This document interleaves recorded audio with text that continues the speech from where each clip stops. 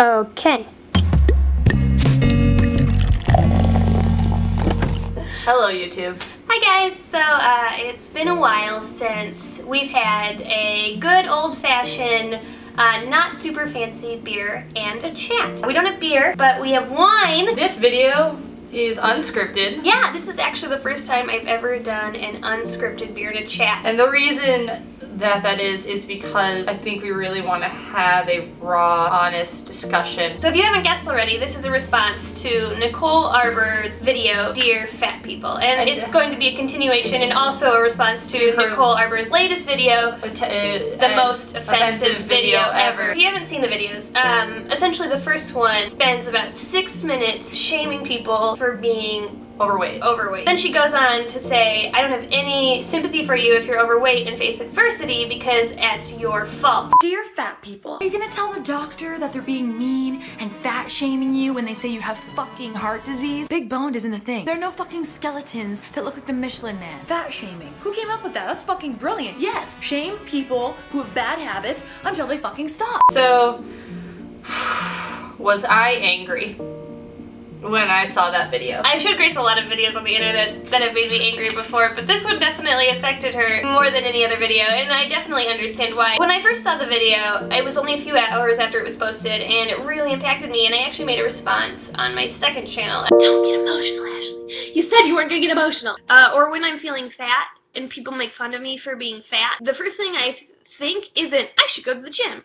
The first thing I think isn't, I should be healthier. The first thing that I think when people make fun of me, when people spend time tearing me down, first thing I think is, wow, I'm a piece of shit. Look, see, this is where I am gonna get emotional. Look at this, like, this person is picking out everything that I already hate about myself. They're making all those feelings really valid. I know so many people that have struggled with body image, and so many people that have so much internalized hate for themselves. For you to be validating those feelings makes it dangerous. There's one line that she says in there, and she says, stop eating. But I couldn't fit into a store. That's discrimination. No. That means you're too fat and you should stop eating. And I know she's trying to be funny, like, stop eating.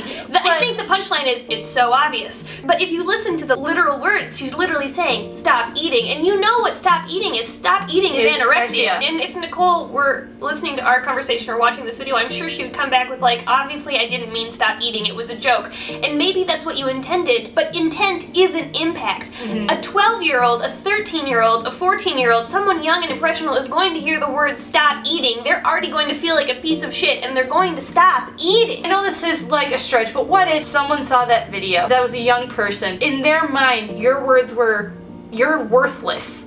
Stop what you're doing, stop eating. And they're like, well, I can't do that, so maybe I should just stop. Like, is that too much? No, it's not too much. Actually, that's perfect. Well, it's just because, like, that was my second channel video. That was my initial reaction. My issues with my body image are really closely tied to my anxiety and my depression. Recently, obviously, you all know I wasn't in a good headspace. When you already aren't feeling good about yourself, your perception can sometimes become warped. You're not thinking correctly. So when people make fun of my anxiety or my body or my hair or my skin, the first thing I think is I'm a piece of shit, I'm worthless, and then I get into a really weird headspace and then I do stupid things. Am I really gonna talk about self-harm for the first time? I don't know, maybe. To have somebody, like, sit in front of a camera and validate all those feelings and being like, yes, you are worthless. Yeah. You'll take that and you'll listen to that, and your first reaction won't be, oh, I'm fat, I should probably go to the gym. Your first reaction is, everything I was worried about is true. Like I said, we only got into her second video about a minute, half minute, 45 seconds, because she makes a joke about abuse. And I'm gonna try not to get emotional here, but for somebody, whew, oh man, okay, No worries, baby, take your time. You can even change your mind if you want. That's alright. No, this needs to be said. For somebody that dealt with abuse, for you to make light of that, so hurtful. Oh, baby. For you to think that's funny, but this is the reaction that you wanted. I guess you got it. I just, I just need to... No, take your time. Sorry. To joke about abuse. For people that are in destructive homes. Incredibly triggering. And really marginalizing. Very marginalizing, and it's for you not to understand how much that hurts and how much you have to fight to get past it. It lacks any empathy.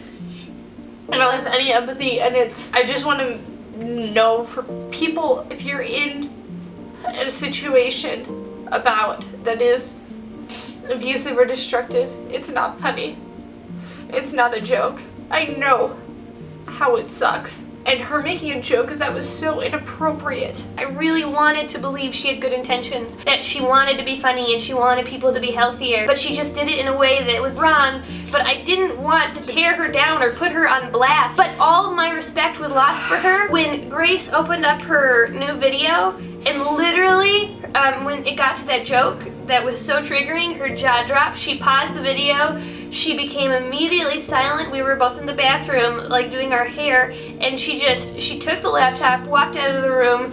She threw the laptop on the bed and just had to sit in a chair and, like, cry it out for a second. And it took me so off guard, and it was like, I know people don't believe that things are triggering, but, like, believe me, when you watch it happen, it's real. And what's so sad is, like, people on the internet can be so unempathetic about things like this. There's obviously several groups on the internet. There's people who are really into social justice, and there's people who are kind of in the middle, and there's people who are against anything social justice-y.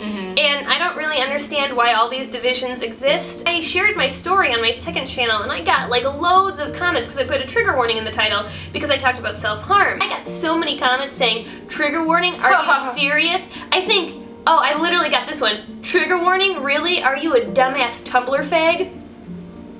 Are you a dumbass Tumblr fag? You can call me a social justice warrior all you want, because if I'm making at least one person feel better and they don't feel like a piece of crap, then guess what? I did a whole lot more than you did. And for anybody who's had issues with body image and you watch Nicole's video, and if any of it cut deep, just know that Nicole is one person out of thousands of people that think Nicole is wrong. and just so you know, you have our support.